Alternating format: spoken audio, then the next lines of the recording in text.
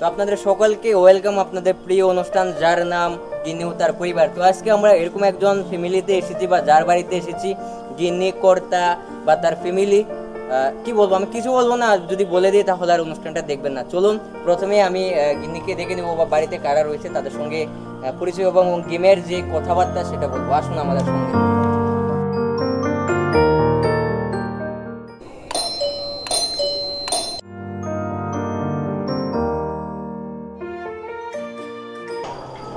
নমস্কার।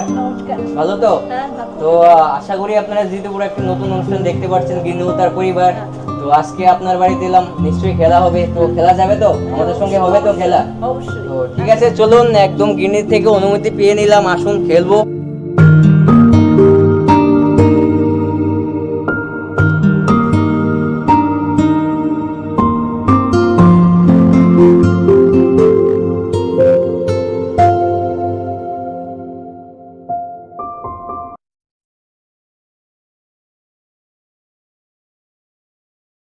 নমস্কার। তো আপনারা বুঝতেই পারছেন আপনাদের সামনে কি অনুষ্ঠান নিয়ে বসেছি, যার নাম গিন্নি ও তার পরিবার। তো আজকে আমরা যে গিন্নির বাড়িতে রয়েছি, সেই গিন্নির পরিবার উদয়পুর শহরে খুব পরিচিত এবং সুনাম বিভিন্ন জায়গায় বিভিন্ন সম্মান নতুন করেছে, বা আমরা অনেক কিছু জানতে পারবো যখন এক এক করে তাদের পরিবারের সকলের সঙ্গে আমরা কথাবার্তা বলবো। তো আমরা রয়েছি দাস পরিবারে। তো দিদি, আপনাকে আমাদের অনুষ্ঠানে স্বাগত। তো প্রথমেই বলবো কিরকম আছো, আর এই সংসার জীবন কিরকম চলছে? ভালো আছি, সংসার জীবনও ভালো চলছে। আচ্ছা, তো তোমার নাম তো দীপ্তি দে দাস। তো দে পরিবার থেকে দাস পরিবারে কখন আসা? দাস পরিবারে, দে পরিবার থেকে দাস পরিবারে আমি 93 তে এসেছি। আচ্ছা। আর আলাপ দিয়ে বিয়ে হয়েছে। আলাপ? তো সেটি আমি প্রশ্ন করলাম যে অ্যারেঞ্জ ম্যারেজ না লাভ ম্যারেজ। তো আলাপটা কি ছেলের পক্ষ থেকে গেল নাকি মেয়ের পক্ষ থেকে গেল? ছেলের পক্ষ থেকে। তো আলাপটা কিভাবে গেল? এটা কি কোনো আগে যে সময়টা ছিল, যে এখন তো ফেসবুক হোয়াটসঅ্যাপ অনেক কিছু আছে তারপর যায়, আগে তো পেপার বিভিন্ন পত্র পত্রিকায় যেত যে আলাপ যেটা, তো তোমাদেরটা কিভাবে হয়েছিল? আমাদের তো হয়েছে, আমার এখানে এক ননাস আছে, উনি আলাপ দিয়েছেন, উদয়পুরে বাড়ি। আলাপ দেওয়ার পরে ওরা দেখতে এলো, পছন্দ হলো, তারপর বিয়ে হলো। তো বিয়ে আজকে কত বছর? আজকে 25 বছর কমপ্লিট হলো। 25 বছর কমপ্লিট হলো, বাহ। তো আজকে কমপ্লিট হলো নাকি? না, কমপ্লিট হলো, রানিং চলছে 13 আগস্টে আর কি। আচ্ছা আচ্ছা, তো রানিং চলছে। তো যখন দাস পরিবারে এলে তুমি কাদেরকে পেয়েছিলে সংসারে, কাদেরকে নিয়ে পথ চলা শুরু করলে?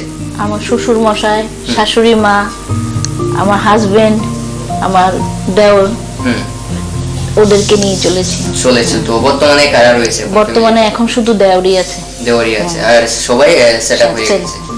তো বুঝতেই পারছেন এখন ছোট ফ্যামিলি, হ্যাপি ফ্যামিলি, একদম ছোটখাটো ফ্যামিলি। তো ছোট ফ্যামিলি একটা আলাদা মজা, আবার জয়েন্ট ফ্যামিলি আলাদা একটা মজা। তো এবার ছোট ফ্যামিলিটাতে তুমি কিভাবে এনজয় করছো? এখন ছোট ফ্যামিলিটাতে ভালোভাবে এনজয় করছি। ছেলে আছে, হাজবেন্ড আছে, 3 জনকে নিয়ে সংসার, 2 জনকে নিয়ে সংসার ভালোভাবে কাটছে। তো ছেলে কিসে পড়ছে? ছেলে এখন বিডিএস পড়েও, আচ্ছা, 3rd ইয়ার পড়ে, উপরে ঝাড়খণ্ডে। আচ্ছা, তো বলা যায় ছোট ফ্যামিলি, তার মধ্যে ছেলে বাইরে থাকে। তো ছেলের সঙ্গে কথা হয়? হ্যাঁ, ছেলের সঙ্গে কথা হয়। তো বাপের বাড়ি যখন দে পরিবারে কারা ছিল? দে পরিবারে বাবা ছিল, মা ছিল, ভাই ওরা ছিল, ভাইয়ের বউ, ভাইয়ের ছিল। তো যখন বাপের বাড়িতে ছিলে, যখন ভাই বোন তারা ছিল, তো তাদের মধ্যে ঝগড়া বা ফুলছুটি বা ভালোবাসা কার সঙ্গে একটু বন্ডিংটা বেশি ছিল? বন্ডিং বাবার সঙ্গে বেশি ছিল, কিন্তু আমরা এক ভাই এক বোনই। আচ্ছা, আমাদের মধ্যে কোনোদিনও ঝগড়া হয়নি, দুজনে খুব একজন আরেকজনকে খুব ভালোবাসি, একজন একজনকে খুব ভালোবাসে। তো এখনো সেই এখনো আছে। আচ্ছা, সেটা দেখেই বোঝা যাচ্ছে মিষ্টি কথা এবং খুব নম্র ভদ্রভাবের কথা। তো যাদের কথার মধ্যে এরকম একটা ছোঁয়া থাকে, তো অবশ্যই সেটা ভালোবাসারই হবে। তো আমরা কথা তো বলবো, এবং যে কথাটা এখন বলবো যে তোমার বাবার বাড়িতে থাকার সময় এরকম কিছু ঘটনা বা তোমার বাবা মার এরকম কিছু ঘটনা যেটা তোমার ভালো লাগতো, বা বাবা মার এমন কিছু ক্রিয়েটিভিটি তোমার ভালো লাগতো? মা তো নাটক করতো, মার সঙ্গে বিভিন্ন নাটকে যেতাম, নাটক দেখতে ভালো লাগতো। বাবা গান করতো, আমিও গান করতাম বাবার সঙ্গে। আমিও অনেক জায়গায় ঘুরেছি গান করে, বাবার সঙ্গে গান করতাম, বাবার সঙ্গে বেশি গান করেছি। বাবার যেখানে যেত গান করতে নিয়ে যেত, ওইটাই বেশি ভালো লাগতো বাবার সঙ্গে। এখন বাবা তো নেই। তো তো বলা যায় খুব দারুণভাবে কাটিয়েছেন ছোটবেলাটা। যাদের কথা বলছে, বাবা সিঙ্গার ছিল বা গায়ক ছিল এবং মা নাট্যকর্মী। তো আমি প্রথমে যেটা বললাম যে ওদের সুনাম সারা উদয়পুর তথা ত্রিপুরা যে ছড়িয়ে রয়েছে। তো যখন পরিচয় করাবো তো আপনারা বুঝতে পারবেন আমরা কাদের কথা বললাম। তো দাদার সঙ্গে যখন এই বাড়িতে বিয়ে হলো দীর্ঘ 25 বছর, তো দাদার সঙ্গে বন্ডিংটা কিরকম ছিল? ভালো ছিল, উনি খুব ভালো মানুষ, ভালো বন্ডিং ছিল, এখনো ভালো, এখনো বন্ডিং ভালো। তো দাদার এরকম কিছু জিনিস যেটা তোমার খারাপ লেগেছে কিন্তু দাদাকে বলার কখনো সাহস হয়নি, এরকম কিছু ঘটনা যেটা বলতে চাও? না, এরকম কিছু নেই, সব ভালো লাগে, সব ভালো। তো ভালো লাগার মধ্যে কি কি জিনিস তোমার খুব ভালো লাগে? ভালো লাগে ও একদম সৎ কর্মী, সৎ কাজ করতে ভালোবাসে, বিভিন্ন কাজ করে যেগুলি আমার পছন্দ হয়, যে কথাগুলি বলবে একদম মুখের উপর বলে দেবে, মানে স্পষ্টবাদী মুখ কথা। এগুলি খুব ভালো লাগে আর কি, মানুষ খুব ভালো লাগে। তো তোমার ব্যক্তিগত জীবনে তুমি কি করেছো, কিভাবে স্টাইল করেছো, বা তোমার কি কি হবি রয়েছিল বা করতে পারোনি, অপূর্ণতা বা কি জিনিস যেটা তোমার এম ছিল সেটা করতে পেরেছো, এরকম কিছু জিনিস রয়েছে?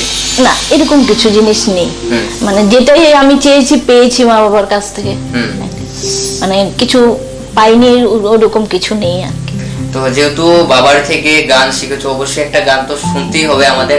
তো আপনারাও ভাবছেন যে যেহেতু শিল্পী পরিবারের মেয়ে অবশ্যই গান করবে, আপনাদেরকে সকলকে গান শোনাবে, একটা গান হবে তো যে কোনো গান?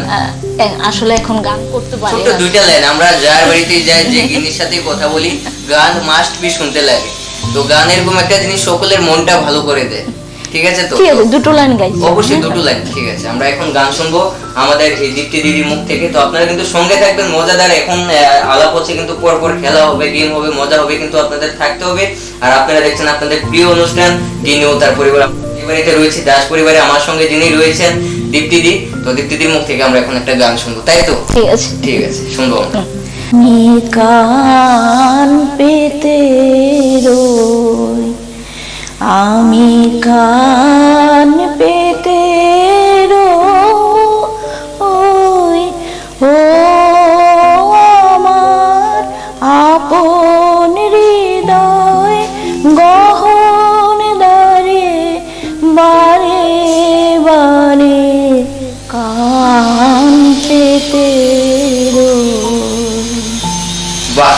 তো দীপ্তিদির গানটা শুনে আমিও কান পেতে রইলাম। আর 2টা লাইন গাই কিনা, তো গানটা গাইনি, আমাদের মনটা একটু দুঃখ হয়ে গেল, আশা করি আপনাদেরও।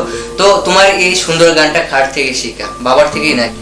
হ্যাঁ, বাবার থেকে শেখা। আমার এমনিতে গুরু ছিল শেখর ভট্টাচার্য মশাই। তো গানটা ছেড়েছো কত বছর হবে? গান ছেড়েছি 4-5 বছর হবে। আচ্ছা, তো গানটা কি ছাড়লে কেন? এত সুন্দর গাও তুমি, কোনো কারণ রয়েছে কি এর পিছনে? একটু সমস্যা ছিল, শারীরিক সমস্যা ছিল। আচ্ছা, তো এখন কি ইচ্ছে করে আবার একটু গান করি? করি, এখনো করি, মনসা মঙ্গল করি। আচ্ছা, মনসা মঙ্গল, আচ্ছা, দারুণ। তো আমরা তোমার গান শুনলাম, খুব ভালো লাগলো। তো এখন একটা গেম খেলবো, গেমের মাঝে মাঝে কথা হবে, সকলের সঙ্গে পরিচয় হবে, আর অনেক কিছু হবে, মজা হবে, ফুলসিটি হবে। তো আমরা এখন যে গেমটা খেলবো আপনাদেরকে দেখিয়ে দিই। এখানে অনেকগুলো অক্ষর রয়েছে, এ থেকে জেড অবধি। তো এটা থেকে 3টা অক্ষর মিনিমাম এবং 5টা অক্ষর মিনিমাম। এই 5টা এবং 3টার মধ্যে যে কোনো ওয়ার্ড করতে হবে, 10 সেকেন্ডের মধ্যে কতগুলো অক্ষর বানাতে পারে। তো অবশ্যই সেটা উপস্থিত বুদ্ধি এবং দীর্ঘদিনের যে পড়াশোনা সেটা কাজে লাগাতে হবে। কি হবে তো? ঠিক আছে, আমরা চালু করবো।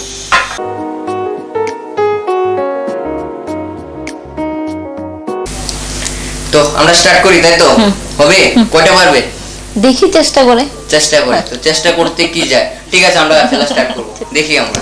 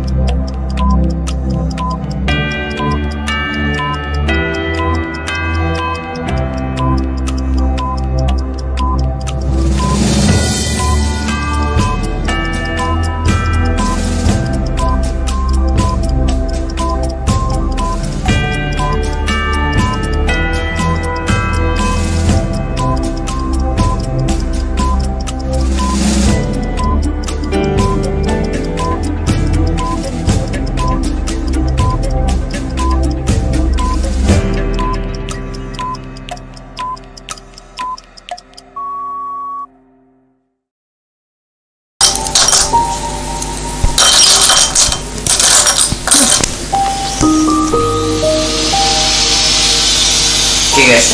তো এখানে কি কি হলো বলো আমাদের। বাই, ম্যাক্স, একটু স্পেলিংটা করে বলো, তাহলে বুঝবে না তো কার সাজি হবে ওরা ভাববে। B Y E, by.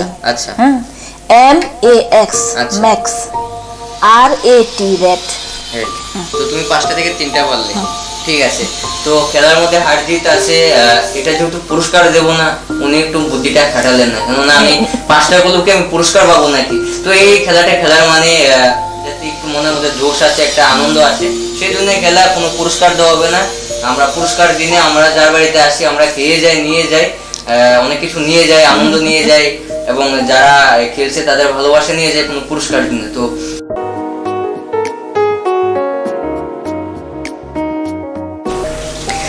তো বুঝতেই পারলেন, ছোট্ট একটি গেমের মাধ্যমে দিদির সঙ্গে মজা হলো, দেখা গেল দিদির অ্যাক্টিভিটি কতটুকু এবং কার্যক্ষমতা কতটুকু। তো এখানে ভালোই করেছেন এবং আরো চেষ্টা করলে আরো পারতেন, তাই তো দিদি? হ্যাঁ, সময়টা কম ছিল সেজন্য। তো যাকে নিয়ে এই পরিবার গড়া, তাকে কি আমরা ডাকতে পারি? তার সঙ্গে কথা হবে তো? তোমাদের মন মানিন্য, তোমাদের ভালো লাগা, খারাপ লাগা, যেটা তোমাদের 25 বছর হয়েছে, কিছু স্মরণীয় ঘটনা জানতে পারি তো? তো ঠিক আছে, আমরা স্যারকে ডেকে নিই তাহলে। ঠিক আছে।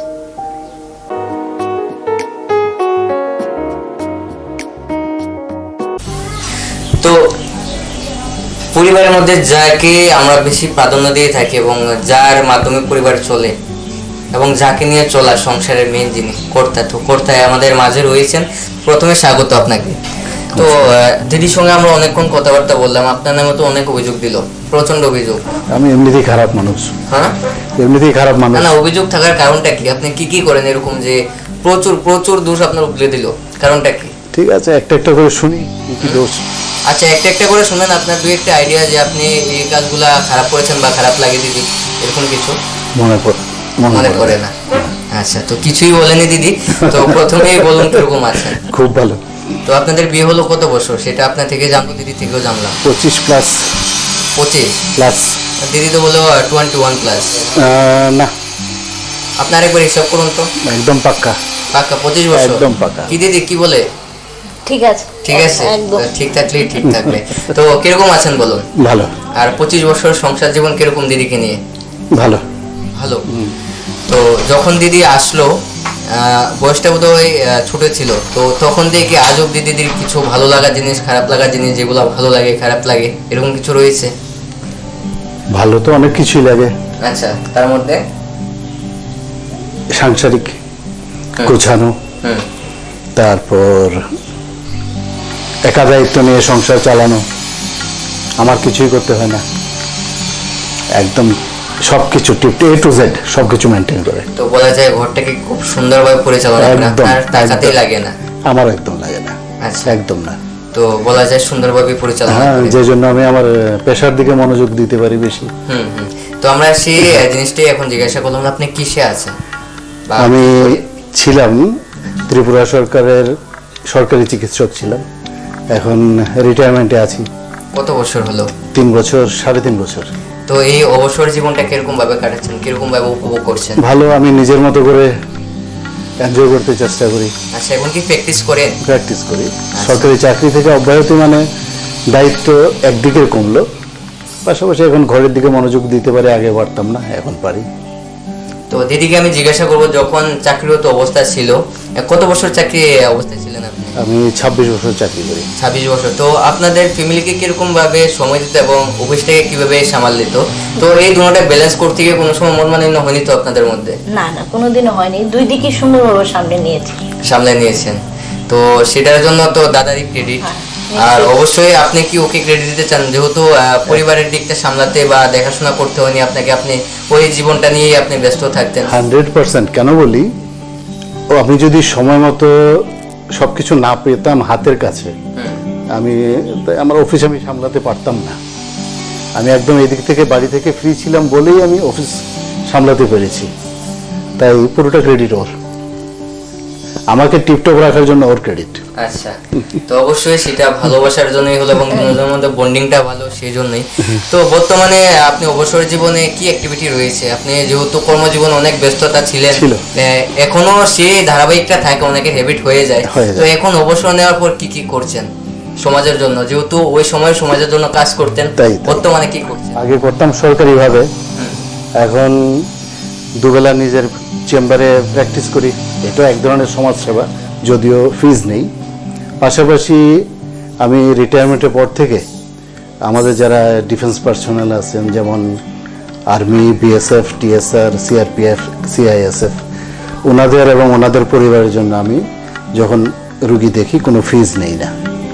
এটা ওনাদের প্রতি আমার ছোট্ট একটা শ্রদ্ধার্ঘ্য যে ওনারা আমাদের জন্য অনেক কিছু করেন, আমরা ওদের জন্য কিছু করতে পারি না। তাই যেমন ধরুন ওনারা বড়রা, তাই বলে আমরা নিশ্চিন্তে দেশে বাস করি, কোনো টেনশন নেই। ওনারা রাত জেগে রাস্তা পাহারা দেন, তাই বলে আমরা রাত্রে নিশ্চিন্তে ঘরে ঘুমোতে পারি। তাই আমাদের শান্তির গোড়াতে হলেন এই সিকিউরিটি বা সুরক্ষা বাহিনী। তাই ওনাদের প্রতি কৃতজ্ঞতা জানিয়ে এই আমার ছোট একটা শ্রদ্ধা জ্ঞাপন যে ওনাদের এবং ওনাদের ফ্যামিলি থেকে কেউ যদি আমার কাছে রুগী হয়ে আসে, আমি আমার প্রফেশনাল ফিজ বা কনসালটেশন ফি যেটা, ওইটা ওনাদের কাছ থেকে আমি রাখি না। সত্যি খুব একটি মানবিক কাজ করছেন, সমাজের জন্য কাজ করছেন। কেননা আমরা অনেকেই দেখি সৈনিকরা যারা কাজ করেন আমাদের জন্য, তাদের জন্য আমরা কিছু করতে পারি না। সরকারি যা করেন সরকারও ঠিকভাবে করতে পারে না। তো উনি একজন চিকিৎসক হিসাবে ফ্রি অফ কস্ট চিকিৎসা দিচ্ছেন যারা ডিফেন্স, যারা সরকারি চাকরি করেন, আর্মি বা বিএসএফ বা এক্সট্রা জাতি। তো উনি ওনার পেশাগতভাবে উনি সাহায্য করছেন। পাশাপাশি আমরা যারা রয়েছি সমাজে বিভিন্ন কর্মরত রয়েছি, তারাও যদি আমরা এই উদ্যোগটা নিই, ওনার থেকে কিছুটা আমরা শিক্ষা গ্রহণ করে বা একটু মোটিভেটেড হয়ে ওনার থেকে যদি নিই, তাহলে বোধহয় তাদের প্রতি যে শ্রদ্ধাটা সেটা আরো ভালো হবে এবং তাদেরও আরেকটু ভালোবাসা বা ভালো লাগবে যে আমরা করছি দেশের জন্য, আমাদের জন্য দেশবাসী কিছু একটা করছে। তো সেই জিনিসটা কিন্তু সকলেরই খেয়াল রাখতে হবে। খুব একটি মানবিক কাজ করছেন। তো অসংখ্য ধন্যবাদ এই কাজটা করার জন্য। আমি সৈনিকদের হয়ে আপনাদেরকে অসংখ্য ধন্যবাদ জানাচ্ছি। তো যে জিনিসটা দিদি সবকিছু ভালো লাগে, খারাপ লাগার মতন কিছু নেই নাকি? ভালো লাগে তো বললেন, খারাপ লাগার মতন কিছু নেই না? ভয়ে বলছেন না? না দিদি, যখন আমি প্রথম কথা বললাম যে আপনি নাকি দিদিকে খুব ভয় পান, চোখ রাঙালে নাকি ঘর থেকে বেরিয়ে যান, ভয় পান? না না না, ভয় পাবো কেন? না, উনি তো বললো যে ভয় পান, সেটা বোধহয় এখন ভয়ের কারণে বলতে পারছেন না কি কি খারাপ রয়েছে। না না, ভালোবাসার মধ্যে ভয় কিসের? আচ্ছা, ভয় নেই, ভয় কি জয় করে ভালোবাসা। এক্স্যাক্টলি। আচ্ছা, খুব দারুণ কথা। তো কোনো খারাপ লাগার জিনিস নেই যেটা বলেননি আজ অব্দি, বলার ইচ্ছা ছিল কিন্তু বলা হয়ে ওঠেনি? বরং আমি বলবো সে বেশি কেয়ারফুল।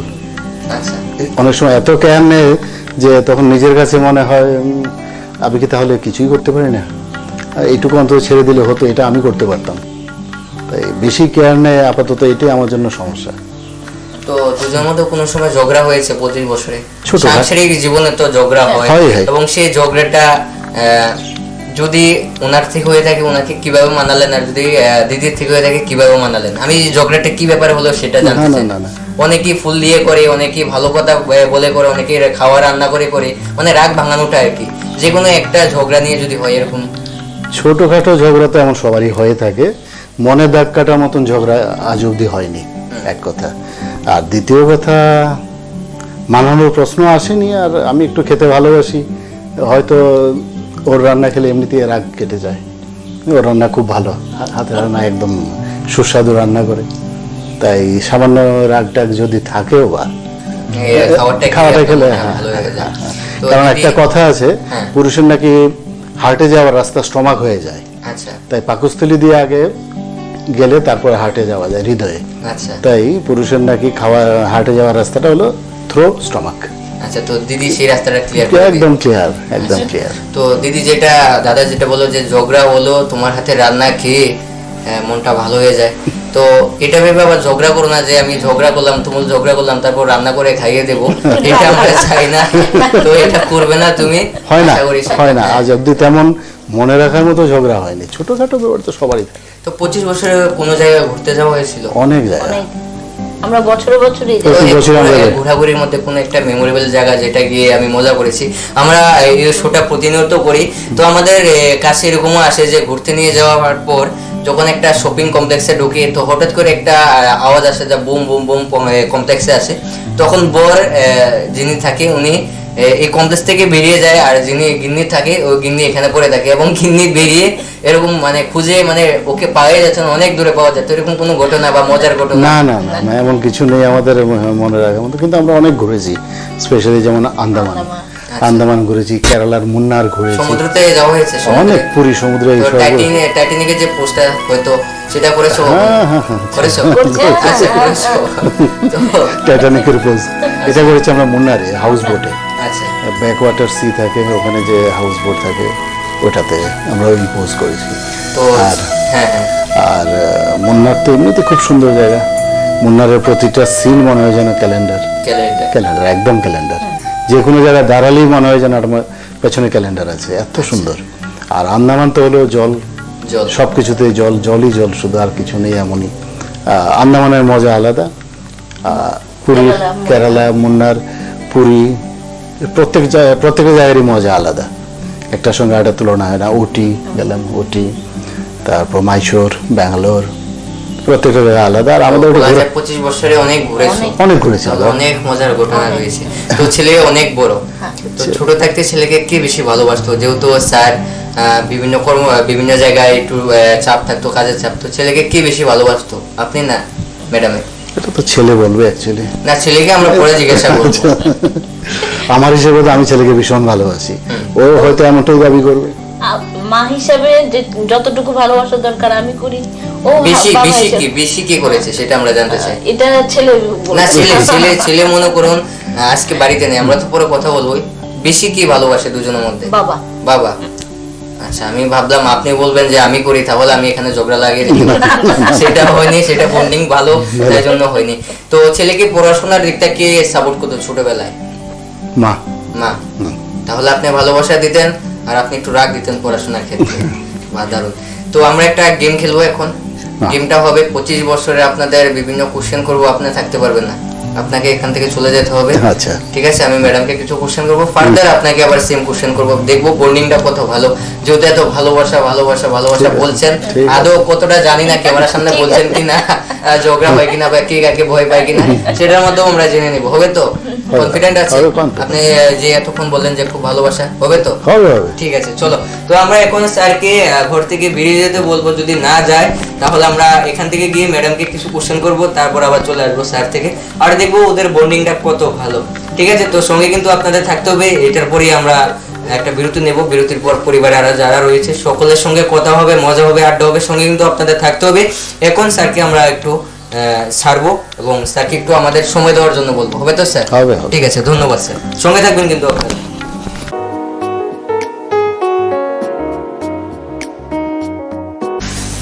তো আমরা দাদাকে তাড়িয়ে দিলাম। তাড়িয়ে দেওয়ার কারণ, ওনার বাড়ি ওনার ঘর, কিন্তু যেতে চাইবে না। যেহেতু এত ভালোবাসা তাদের মধ্যে, তো গিন্নিকে ছেড়ে তো যেতে চাইবে না, তাহলে আমি তাড়িয়ে দিলাম। তো সত্যি তুমি যে কথাটা বললে দাদা আসার আগে, যে তোমাদের মধ্যে বন্ডিংটা খুব ভালো, তো সেই বন্ডিংটা আমি একটু টেস্ট করব। হবে তো? ঠিক আছে। তো আমাদের এখানে কয়েকটা কোশ্চেন রয়েছে, সেগুলো জিজ্ঞাসা করবো, আবার দাদাকে আবার সেম কোশ্চেন জিজ্ঞাসা করবো, প্রত্যেকবার যেভাবে হয়। ঠিক আছে? তো প্রথমে যেটা করবো, যে তোমরা ঘুরতে গিয়েছো অনেকবার, তো ঘোরার মধ্যে দাদার এরকম একটা জায়গা যেটা দাদার খুব ভালো লাগে? দাদার সবচেয়ে বেশি ভালো লাগে মুন্নার, কেরালা, মানে দক্ষিণ সাইড নাকি? আচ্ছা, ঠিক আছে। এটা কেন ওখানে ভালো লাগে? কেন? জায়গাটা এত ন্যাচারাল, এত মজা, এই জন্য এটা খুব ভালো লাগে। Backwater sea. ঠিক আছে। তো দাদা বিভিন্ন সময়, দীর্ঘ সময়ে খুব বিজি ছিলেন, যেহেতু সার্ভিসে ছিলেন, তো এখন অবসর সময়ে কিভাবে কাটেন? কি গান শুনেন বা কি মুভি দেখেন? মুভি একটু কমই দেখে, গানই শুনে বেশি। আচ্ছা, আর নিউজের ক্ষেত্রে? নিউজ দেখে, জি নিউজটা বেশি দেখে। আচ্ছা আচ্ছা, ঠিক আছে। তো আরেকটা কোশ্চেন রয়েছে, সেটা হলো দাদা বললো খাওয়ার দাওয়ার তোমার হাতের খুব ভালো পছন্দ করে, তো এরকম একটা জিনিস বা এরকম একটা রান্না যেটা তোমার দাদাকে দিলেই খুব খেতে ভালোবাসে এবং এটার জন্য তোমার খুব প্রশংসা করে, এরকম একটা খাবার? চিকেনটাই বেশি পছন্দ করে। চিকেন, ঠিক আছে। চলো। তো ড্রেস যেহেতু পরবে বা সার্ভিস করে প্রত্যেকদিন বিভিন্ন ড্রেস পরতো, ড্রেসের মধ্যে কোন কালারটা চয়েসফুল বা সুটেবল লাগে দাদার ক্ষেত্রে? দাদার পছন্দ যেটা? পছন্দ হোয়াইট কালারটাই বেশি পছন্দ করে। হোয়াইট কালার, ঠিক আছে। চলো, আর কি জানি, মোটামুটি আমরা এগুলোই করলাম। তো এখন স্যারকে ডেকে নেব, ডেকে নেওয়ার পর আমরা এই সেম কোশ্চেনগুলো জিজ্ঞাসা করব, দেখি কতটুকু পারে, বন্ডিংটা কত ভালো। যেহেতু তাদের মধ্যে অনেকটা কনফিডেন্ট যে ভালোবাসা রয়েছে, ভালোবাসা থাকবে, ভালোবাসা চিরজীবন থাকবে। তো আমরা দেখবো সেই ভালোবাসার যেন আঘাত না লাগে, সেটাই তো পরে একটা গেম, যদি উলটপালট হয় কিছু করার নেই, এটা গেম। হয়তো অন্যরকমও হতে পারে, আমি অন্যরকমও বলতে পারি, আপনারা কিছু বলবেন না, সেটা শুধু শুনে যাবেন যে আমি কি বললাম, সেটা শুনে যাবেন, স্যারকে কিছু বলবেন না। তো আমরা দেখে নেবো স্যারকে, আপনারা সঙ্গে থাকবেন।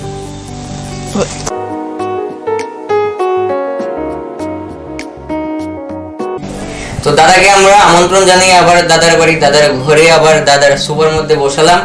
তো কিছুক্ষণ আগে তো এই ঘর থেকে তাড়িয়ে দিলাম, এখন আবার আমন্ত্রণ করে ঘরে বসালাম। তো দাদা, তোমার সম্বন্ধে যে কোশ্চেনগুলো জিজ্ঞাসা করলাম, আমি দাদাই বলছি, স্যার বলছি তো অনেকগুলা তোমার ভালো লাগা খারাপ লাগার জিনিস বললাম, তো সেগুলো আবার তোমাকে জিজ্ঞাসা করবো। তোমার যেহেতু ঘুরতে যাও, 25 বছর অনেক জায়গায় ঘুরতে গিয়েছো, তোমার কোন জায়গাটা সব থেকে ভালো লাগে? পাহাড় না সমুদ্র? উত্তর ভারত না দক্ষিণ ভারত? দক্ষিণ ভারত। দক্ষিণ ভারত।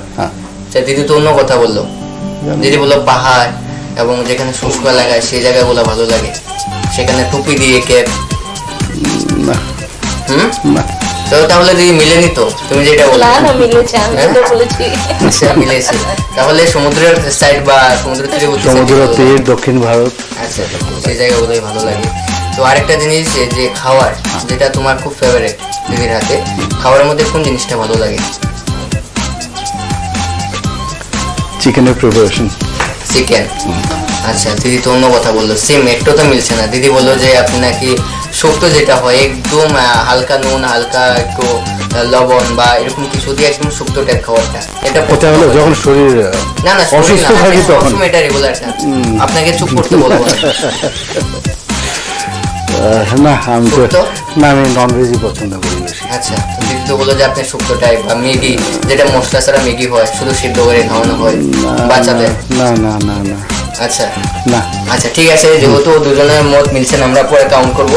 আরেকটা জিনিস করেছি যে দীর্ঘ 3 বছর তো আপনি ফ্রি আছেন বলা যায়, অবসর সময় টিভি দেখেন, টিভির মধ্যে কি দেখতে ভালোবাসেন? নিউজ। আপনি তো কখনো নিউজই দেখেন না, হয়তো দিদির সঙ্গে সিরিয়াল দেখেন, ঠিক আছে, যেখানে ঝগড়া হয়, শ্বশুর শাশুড়ি, শাশুড়ি মায়ের সঙ্গে ঝগড়া হয়, এসব দেখেন না। তো কার্টুন দেখেন, যদি সিরিয়াল না থাকে। কার্টুন বলে দেখেন যে ছোটা ভীম,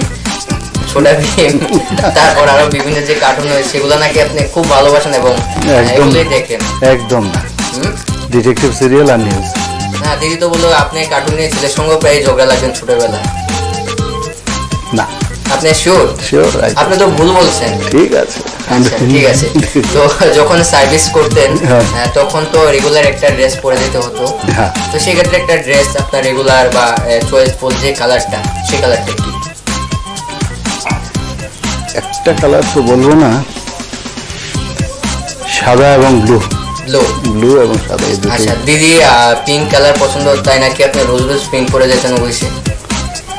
না তো, আপনি মনে করে দেখুন না, মাঝে মধ্যে একবার হয়তো একটা পিঙ্ক পরতাম, কিন্তু রেগুলার। পিঙ্কটা নাকি সুইটেবল ছিল আপনার গায়ে, যখন পরতো আপনাকে খুব ভালো লাগতো, গোলাপ লাগতো। দিদি যেটা বললো ওটা তো অন্যরা বলবে, আমি তো দেখিনি, তাই এটা তো অন্যরা বলতে পারে কেমন লাগে না লাগে। তো দিদি যেখানে বসে রয়েছে সশরীরে, দিদি এরকম একটা জিনিস যেটা ভালো লাগে আপনার?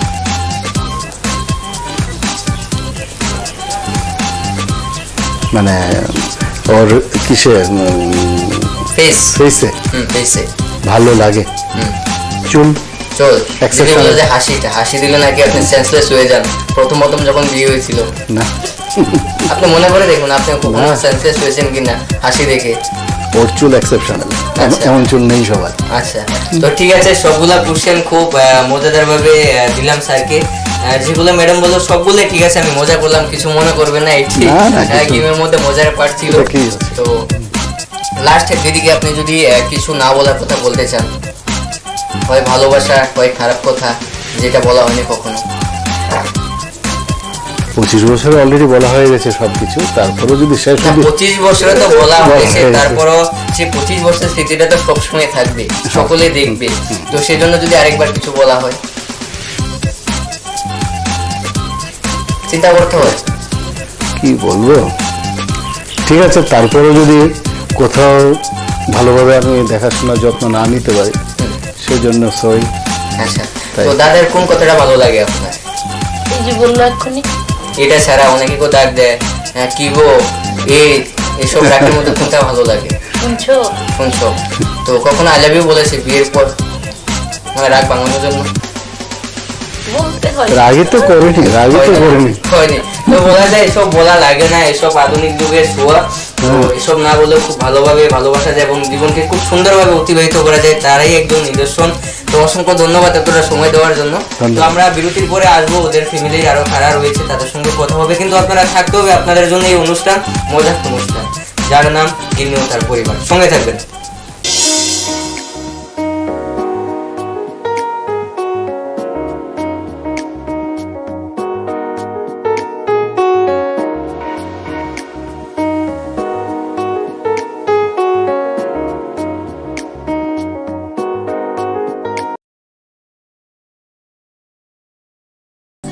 আপনি কি সাধারণ ব্রয়লার ফার্ম করে আর্থিকভাবে স্বনির্ভর হতে পারছেন না? ভাবছেন কি করবেন?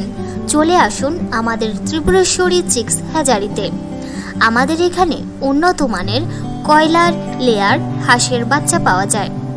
এছাড়া একই ছাদের নিচে গুণগত মানের বিজ্ঞানসম্মত কয়লার লেয়ার ও হাঁসের খাওয়ার বিভিন্ন ঔষধ সুলভ মূল্যে পেতে আজই চলে আসুন আমাদের প্রতিষ্ঠানে। আমাদের ঠিকানা ত্রিপুরেশ্বরী চিক্স হ্যাচারি, প্রযত্নে শ্রীকান্ত দাস, উদয়পুর মাতাবাড়ি, 8 নং জাতীয় সড়কের পাশে। প্রয়োজনে ফোন করুন আমাদের এই নম্বরে। আমাদের যোগাযোগ নম্বর 9383265864। মেসার্স MR এন্টারপ্রাইজ আপনার শহর উদয়পুরে নিয়ে এলো all kinds of sanitary items. এখানে আপনার স্বপ্নের ঘরকে নিজের মনের মতো করে সাজানোর জন্য পেয়ে যাবেন দেশ বিদেশের নামি দামি কোম্পানির নজর কাড়া স্যানিটারি আইটেমস, যেমন ভ্যারাইটি স্টাইলস, পেন্স, নজর কাড়া ওয়াশ বেসিনস, বাথরুম ফিটিংস।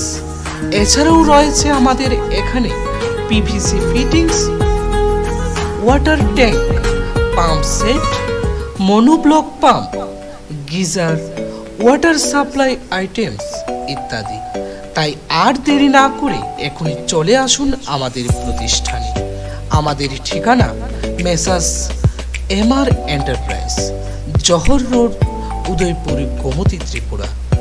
আমাদের ফোন নম্বর 9774599981 অথবা 9566176485। আপনার কি দাঁড়িপাল্লায় জিনিসের ওজন মাপতে অসুবিধা হচ্ছে? তাহলে আর চিন্তা কিসের, আমরা আপনার জন্য নিয়ে এসেছি ইগল কোম্পানির তৈরি ডিজিটাল ওয়েট মেশিন। আমাদের এখানে আপনারা পেয়ে যাবেন সব রকমের এবং সমস্ত দোকানের জন্য উপযুক্ত ডিজিটাল ওয়েট মেশিন। তাছাড়া আপনি কি আপনার ব্যবসা বাড়ানোর জন্য কফি এবং চায়ের মেশিন কিনতে চান? পেয়ে যাবেন আমাদের এখানে। তাছাড়া আমরা বিভিন্ন সামাজিক এবং গভর্নমেন্ট অনুষ্ঠানে কোল্ড কফি এবং হট কফির মেশিন ভাড়া দিয়ে থাকি। আমাদের ঠিকানা happy life, hospital road, Udaipur, Gomati, Tripura. আমাদের ফোন নম্বর 03821224803 অথবা 7005786941।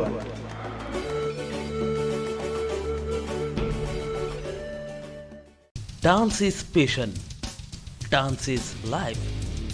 ক্লাসিক্যাল এবং ওয়েস্টার্ন এখন একসাথে? হ্যাঁ, একদম ঠিক শুনলেন। উদয়পুর শহরে এখন অভিজ্ঞ শিক্ষিকা দ্বারা একই শিক্ষা প্রতিষ্ঠানে শেখানো হচ্ছে বিভিন্ন ফরম্যাটে ক্লাসিক্যাল এবং ওয়েস্টার্ন ডান্স। হিপহপ থেকে কন্টেম্পোরারি, বিহু থেকে সালসা, কত্থক থেকে রবীন্দ্র নজরুল।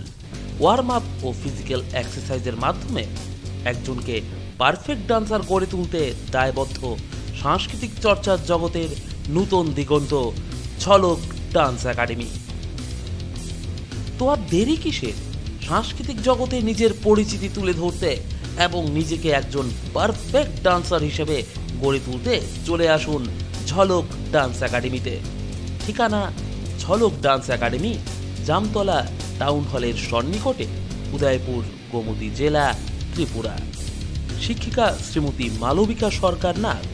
ফোন 8787604991।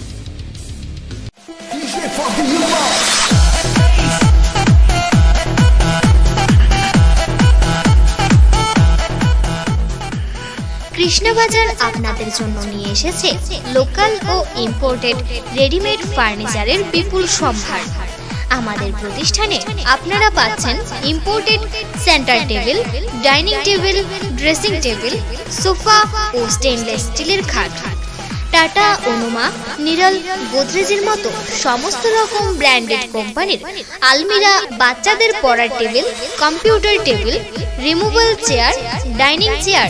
তাছাড়াও পেয়ে যাবেন ছোট বড় সব ধরনের লোকাল শোকেস, আলমিরা, বুক সেলফ সহ আরো বিভিন্ন কিছু। এই সবই পাবেন বাজারের সব থেকে কম দামে।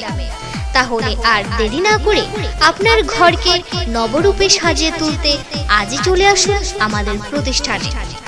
আমাদের ঠিকানা কৃষ্ণবাজার, সেন্ট্রাল রোড, উদয়পুর, গোমতী, ত্রিপুরা। কুসুম ইলেকট্রনিক্সের জগতের এক বিশ্বস্ত নাম। আমাদের এখানে আপনারা পাচ্ছেন সোনি, এলজি, ওয়েলপুল, প্যানাসোনিকের মতো বিভিন্ন ব্র্যান্ডেড কোম্পানির TV, fridge, washing machine, micro oven থেকে শুরু করে বিভিন্ন ধরনের নিত্য প্রয়োজনীয় সামগ্রী। আমরাই এই সকল কোম্পানির অথরাইজড ডিলার। তাছাড়া আমাদের এখানে ঘরের আসবাবপত্র পাওয়া যায়। তো আর দেরি কেন, আজই চলে আসুন আমাদের প্রতিষ্ঠানে। আমাদের ঠিকানা বিশালগড় উত্তর বাজার, সিপাহীজলা, ত্রিপুরা। প্রযত্নে উত্তম সরকার।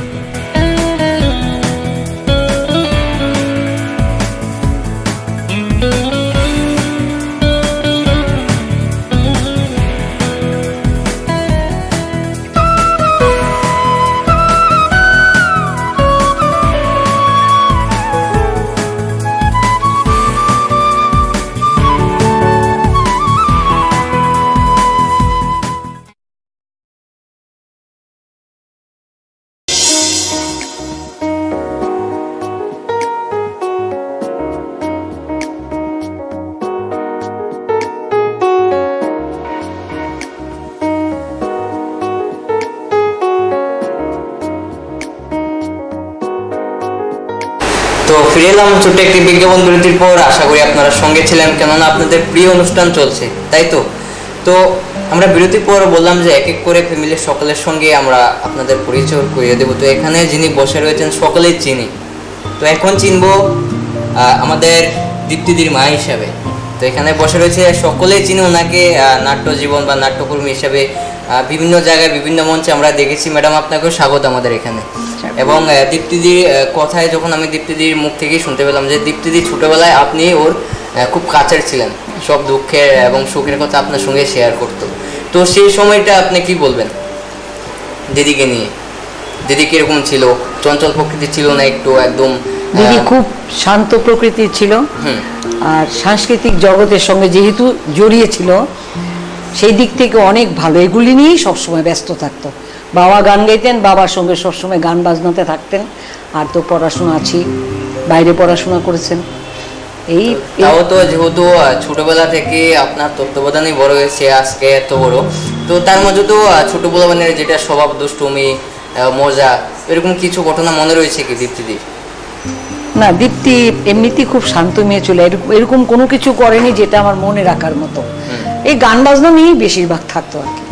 আর অন্য কিছু করেন, এমনি তো ছোটখাটো দুষ্টুমি বাচ্চা বয়সে যা করে এগুলি তো করতোই। আমাকে নাচানোর জন্য যা করার তাই করতো আর কি, আর অন্য কিছু করতো না। তো ছেলেবেলায় যখনই দুষ্টুমি করতো, তো সেই শাসনটা কি তোমার থেকে বেশি আসতো নাকি স্যারের থেকে? আমার থেকে। আচ্ছা, আমি বেশি করতাম। ওর বাবার একদম প্রাণ ছিল, কাজে কোনো সময় ওকে কিচ্ছু বলতো না, বরঞ্চ আদর দিতে দিতে আরো উপরে তুলতো। আর এটাকে আমি কমিয়ে ওকে শাসন করতাম আর কি, এইরকম ছিল। তো বলা যায় তুমি শান্ত ছিল, আবার একটু দুষ্ট প্রকৃতিরও ছিলে। তো মাকে কোন জিনিসটা নিয়ে বেশি রাগ আছে? যে ছোটখাটো যেটা বললো মনে নেই মার? মাকে এই পড়াশোনা নিয়েই বেশি। পড়াশোনা নিয়ে? তো মার লাগাতো কে? মাই? না, মারতেও তো না। আচ্ছা, তাহলে বকে দিলেই হয়ে যেত। বাহ, তো বলা যায় এই ক্ষেত্রে তুমি অনেকটাই ভালো। তো অনেক বছর হলো মার সঙ্গে তো এরকম কিছু কথা মাকে কোনো সময় বলতে পারো নি মুখ ফুটে, ভালোবাসার কথাই হোক দুঃখের কথা হোক? এটাই বলবো, যদি কিছু মনে কষ্ট দিয়ে থেকে কোনো সময়, তাহলে এখন সরি বলবো। তো সরির সাথে সাথে কি এটা বলবে যে মা তোমাকে আমি খুব ভালোবাসি? অবশ্যই, একদম প্রাণ খুলে এই কথাটা বলো।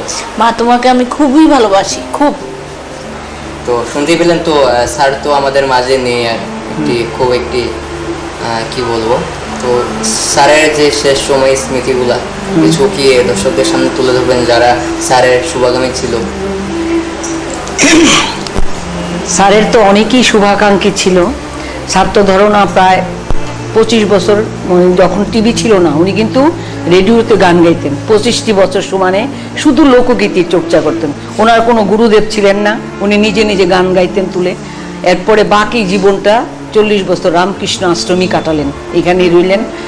আর ওই সময় ওনার ব্রেন স্ট্রোক করেছে পরপর 7 বার। অনেক কিছু করার পরও ওনাকে আমরা ধরে রাখতে পারলাম না। যাক, কি বলবো আর, ওনার যারা শুভাকাঙ্ক্ষী, ওনাকে যারা শ্রদ্ধা করে, এখনো আসে আমার ফেসবুক ওনার সম্পর্কে, সবাইকে অসংখ্য ধন্যবাদ।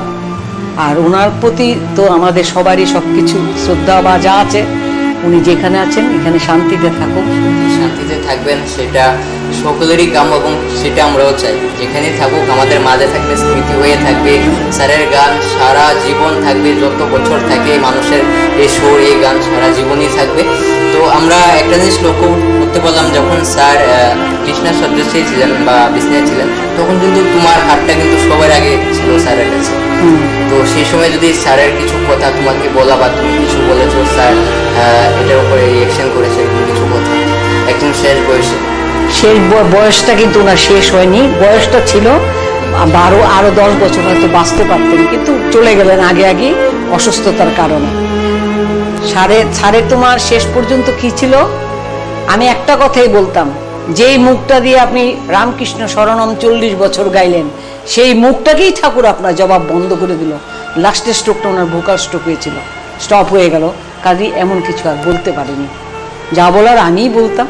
আর জবাব তো বন্ধ হয়ে গেল, 1.5 বছর জবাব বন্ধ হয়ে গেল, কিছুই বলতে পারলো না, নির্বাক কণ্ঠ চলে গেল আর কি এরকম। সেটা উদয়পুর সাংস্কৃতিক জগতের একটা খুব অপরিণীয় ক্ষতি, আমরা সকলেই জানি, আপনারাও জানেন, আপনারা রিয়েকশন করেছেন। তো স্যার যেখানেই থাকুক না কেন ভালো থাকুক, এটাই আমরা চাই। তো আমরা অন্য বিষয়ে কথা বলতে পারি? তো তুমিও তো একজন সক্রিয় নাট্যকর্মী এখনো রয়েছে এবং বিগত দিনেও তুমি বিভিন্ন মঞ্চ দাপিয়ে বেরিয়েছো। তো নাটক থেকে আমরা ছোট একটি ডায়লগ শুনতে পারি? বলবো? হ্যাঁ, যে কোনো ডায়লগ, আমাদের দর্শক এখানে রয়েছে। ঠিক আছে, আমি প্রথমে বলছি আমার যে ক্যারেক্টারটা সবচেয়ে বেশি ভালো লেগেছিল, তোমার রবি ঠাকুরের শাস্তির বড় বউয়ের ক্যারেক্টারটা। এটা করে আমি শিলচরের শ্রেষ্ঠ অভিনেত্রীর পুরস্কার পেলাম। আমি অনেক জায়গায় নাটক করেছি, করিমগঞ্জ, আসাম, ত্রিপুরাতে পরপর 3 বার শ্রেষ্ঠ অভিনেত্রী পুরস্কার পেয়েছি। আর সাইড অ্যাক্টর তো পেয়েছি করিমগঞ্জ, শিলচরের শ্রেষ্ঠ অভিনেত্রী পুরস্কার পেয়েছি এই রবি ঠাকুরের শাস্তি বইটা করে। উদয়পুর থেকে যে টিমটা গিয়েছে সেটাতে আমি ছিলাম আর কি। আচ্ছা, আমি একটু ডায়লগ বলি বড় বউয়ের। মুখে আগুন, মুখে আগুন, অমন রূপের মুখে আগুন। বড় বউয়ের গতর দেখছে যে চোখ দিয়ে, সেই চোখে চষি পোকা ধরু, এখনো চন্দ্র সূর্য উঠে বেড়াচ্ছে। অমন পোড়া মুখ আর দেখাস নে, তুই পোড়া মুখটা আর দেখাস নে। চষি করে বেড়াচ্ছে সারা মাঠ ময় কেবল ঘুরে বেড়ায়, আর মুখ দেখাবে না তুই। এই বড় বউয়ের গতর যতদিন আছে ততদিন তোর গতর নড়বে না। মরা মুখটা আমার দেখতেও ইচ্ছে করে না। বাহ, অসাধারণ মনে হয়। আমিও মঞ্চে বসে রয়েছি এবং তোমাকে সেই অভিনেত্রী হিসেবে এখনো আমরা দেখতে চাই। আশা করি তুমি যতদিন বাঁচবে সেই নাটককে আঁকড়ে ধরে বাঁচবে।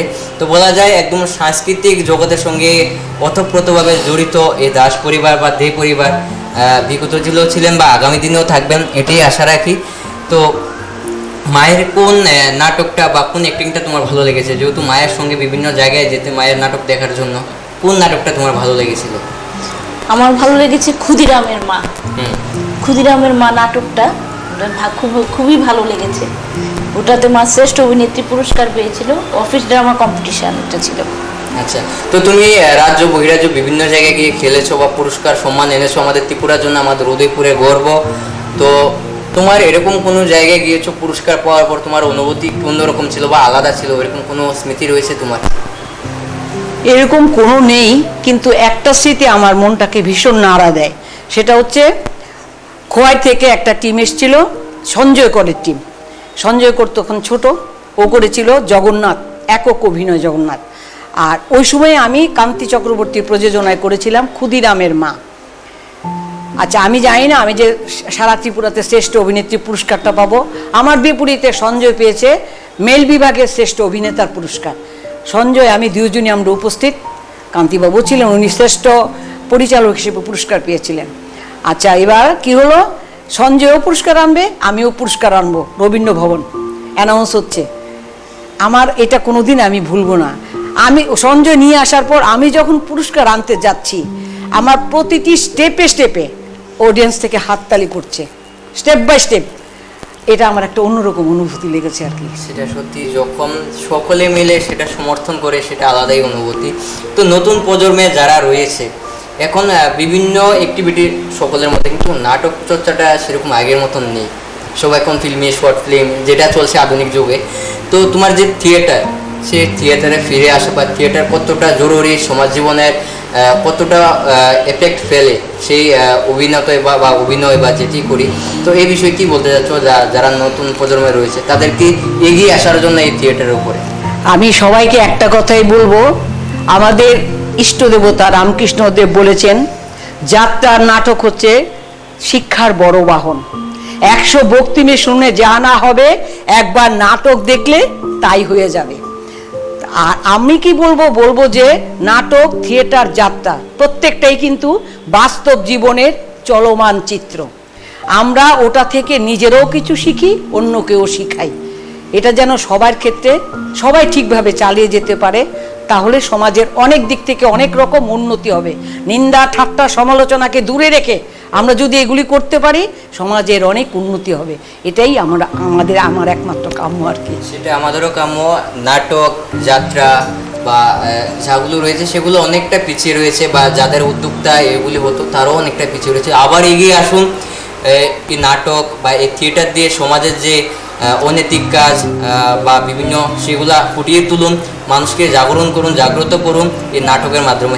এটাই আশা রাখবো। আর ম্যাডামের কথাটা আমি সত্যি খুব আপ্লুত, এত সুন্দরভাবে বোঝালেন। তো বাকি কারা রয়েছে আমরা সকলের সাথে আলাপ হবে, তো আলাপ পরিচয় হবে, ছোট্ট একটি গেম হবে। তো বাকি যারা রয়েছে সদস্য তাদের সঙ্গে হবে, তোমার ছেলে রয়েছে বোধহয় সম্ভবত, ছেলের সঙ্গে আলাপ হবে। তারপর আমরা ছোট্ট একটি গেম খেলবো। আর অনুষ্ঠানের শেষ পর্যায়ে এসে গেছি, আপনারা ছেড়ে যাবেন না কিন্তু। আপনারা প্রিয় অনুষ্ঠান দেখছেন, আমাদের সঙ্গে রয়েছেন আমাদের উদয়পুরের গর্ব এবং গর্ব যিনি রয়েছেন, গর্ব কৃতি যিনি গর্ব মহিলা রয়েছেন, ওনার মেয়ে রয়েছেন এখানে, এও আমাদের উদয়পুরের গর্ব। আপনারা বুঝতে পেরেছেন কথায় এবং গল্পে অনেক কিছু বুঝতে পেরেছেন। তো আমরা বাকি যারা রয়েছে তাদের সঙ্গে আলাপ আলোচনা করব, সঙ্গে থাকবেন।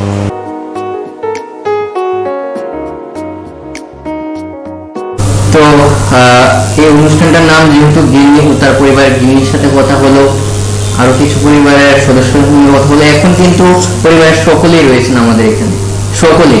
তো প্রথমে আমি আপনাদের সকলকে এখানে আসার জন্য অসংখ্য ধন্যবাদ জানাই। এবং কি বলবো, কিছু বলার নেই, এত সুন্দর পরিবার বলা যায়। তো কারা রয়েছে আজকে এখানে, এক এক করে পরিচয় করিয়ে দিন আমাদের সঙ্গে। আমার ছেলে, মা, ভাইয়ের ওয়াইফ, ভাইয়ের ছেলে, ভাই। নমস্কার সকলকে। তো সকলে কিরকম আছেন বলুন? ভালো। তো পারিবারিক জীবনে প্রত্যেকের কিরকম চলছে? ভালো। তো ম্যাডামকে আমি জিজ্ঞাসা করবো, মেয়ের পরিবার, এখানে ছেলের পরিবার, তো দুজনের পরিবারের মধ্যে তুমি, তো তোমার কিরকম লাগছে? আমার মানে কি বলবো, একদম দারুণ লাগছে। দুই পরিবারকে নিয়ে আমি খুব আনন্দে আছি। ছেলের বউ, নাতি, ছেলের ছেলে, নাতি, মেয়ে, জামাই, মেয়ের ছেলে, নাতি, সবাইকে নিয়ে আমি খুব আনন্দে আছি। আনন্দ, তো এই সময়টা আনন্দ থাকারই দরকার। তো ছেলের বউ এবং ছেলে যেহেতু আছে, তুমি ওদের সাথেই থাকো। তো ছেলে কি করে? ছেলে হচ্ছে তোমার ইঞ্জিনিয়ার, সিনিয়র ম্যানেজার, বন্ধুয়া পাহাড়। আচ্ছা দাদা নমস্কার। তো কিরকম আছেন বলুন? ভালো আছি। তো মা যেহেতু রয়েছেন, তো মাকে পেয়ে বা মাকে এত আদর করা বা এত করা, তো সেটা করে আপনাদের কিরকম লাগছে? আমার তো খুবই ভালো লাগছে। আমার যেহেতু মাকে আমি আমার যথাযথ চেষ্টা করি যে পারি খুশি রাখার জন্য। বাকিটা তো মাই জানে। তো এখানে বোনও রয়েছে, বোনের সাথে যখন কথা বললাম ছোটবেলায় নাকি আপনি খুব দুষ্টে ছিলেন, বোনের সাথে ঝগড়া লাগতেন, সেটা ঠিক? হ্যাঁ হ্যাঁ, ভীষণ ঝগড়া লাগতো। আচ্ছা, বোনকে নাকি একবার মেরেছিলেন ছোটবেলায়? হ্যাঁ। আচ্ছা, একবার না কয়েকবারই মেরেছি। আচ্ছা দিদি, এটা কিন্তু হ্যাঁ, এটা কিন্তু আমাদেরকে বলেননি, আমরা কিন্তু এটা জেনে নিলাম, এটা বলেননি যে ছোট ভাইয়ের হাতে তুলে গেছেন বা মার খেয়েছেন, এটা আমরা খুঁজে বের করেছি। তো আমরা আপনার বাড়িতে যাব, না বলা কথাগুলো খুঁজে বের করবো। তো আজকে বোনের বাড়িতে আসলেন, এবং বোন এখন কিরকম আছে বা বোনের সঙ্গে সম্পর্কটা কিরকম রয়েছে বর্তমানে? খুবই ভালো আছে। খুবই ভালো।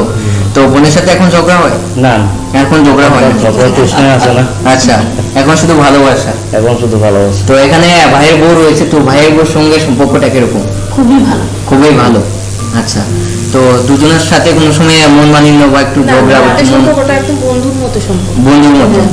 আচ্ছা, বলা যায় কি বলবো, বন্ধু মানে বন্ধু, বর্তমানে যেটা চলে গার্লফ্রেন্ড গার্লফ্রেন্ড সেটাই।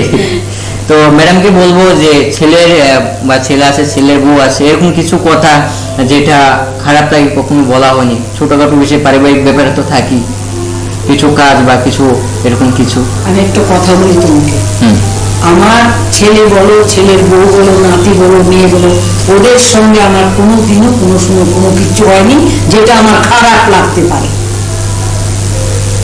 খারাপ লাগার মতো কিছুই ঘটনা নেই। সেটা তোমার জন্য, তুমি মানুষটি এরকম যে পাত্রে রাখো সেই পাত্রে তুমি মিশে যাও, সেটা তোমার জন্য, তাই কি? তোমরা সকালে আছো, তো মাকে একটু জোরে করে বলা হবে, মা আই লাভ ইউ, দিদন আই লাভ ইউ, হবে তো? আই লাভ ইউ বলো, বলো দিদন আই লাভ ইউ, আম্মা আই লাভ ইউ বলো, আম্মা I love you, same to you. তো সেম টু ইউ বলছে এখানে, বলা যায় ভালোবাসা সকলের সঙ্গে করা যায়, নাতির সঙ্গে করা যায়, সকলের সাথে। তো এইভাবেই আমাদের পারিবারিক যারা রয়েছে সকলের সঙ্গে মেলবন্ধন দরকার, এবং পরিবার গড়তে গেলে যেটা দরকার, বন্ডিংটা ভালো রাখা দরকার। তো সেটা ইনোয়ার একটা নিদর্শন যে মেয়ের বাড়ির বন্ডিংটাও ভালো রাখছেন, ছেলের বাড়ি ভালো রাখছেন, বা দুটা পরিবারই সমানভাবে দেখছেন, সমান চোখে দেখছেন, তাই তো? তো ম্যাডাম এরকম কোনো জায়গায় গিয়েছেন ছেলে মেয়ের দুটো পরিবারকে নিয়ে? হ্যাঁ, অনেকবার অনেক জায়গায় গিয়েছি। আচ্ছা, এবং দুই পরিবারকে নিয়ে আমি মারাত্মক আনন্দ করি, যেখানে যাই ওদেরকে নিয়েই যাই। আচ্ছা, তো আমরা বদিকে বলবো যে মার কোনো নাটক দেখা হয়েছে, যেহেতু নাট্যকর্মী মধ্যে করে করবো?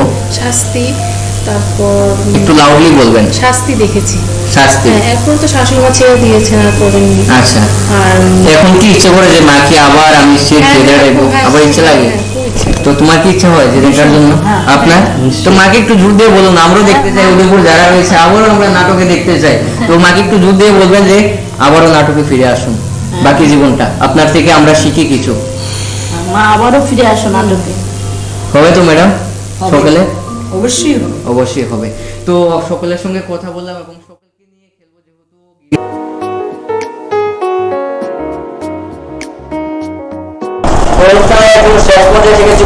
সকলকে নিয়ে আমরা দাঁড়িয়ে আছি এই দাস পরিবারের, সকলকে নিয়ে দাস পরিবারের বাড়িতে। অসংখ্য ধন্যবাদ তোমাদেরকে, আমাদের মেলাম হয়েছে, একটু সামনে আসো। তো সকলকে নিয়ে খুব মজা হলো, আশা করি আপনারাও সেটা এনজয় করেছেন, এবং আপনাদের পরিবারে আসার জন্য আমন্ত্রণ জানাবেন, আমরা জানি। তো এই খেলার মাধ্যমে আমরা একটা সুইট নিজের হাতে তুলে দেবো। তো এটার মাধ্যমে আমরা অনুষ্ঠান শেষ করবো সকলের মেলার পর। আমার পরিবার, আমার পরিবার, অসংখ্য ধন্যবাদ। তো এই পরিবারটাকে শেয়ার করে রেখে, এবং শেয়ার করার জন্য যারা কি বলবো বেরবুল, তাদের একটু যত্ন করবো। আমাদের এখানে রয়েছে, ম্যাডাম রয়েছে, তারা বাকি জন্য হাসি খুশি লাগে, তোমাদের কাছে এটি আমার অনুরোধ রইল, এটা দেখবে। তো অনুষ্ঠান আমরা শেষ করবো, সকালে ভালো থাকবেন, সুস্থ থাকবেন, অবশ্যই দেখতে থাকবেন জি ত্রিপুরা। নমস্কার। নমস্কার।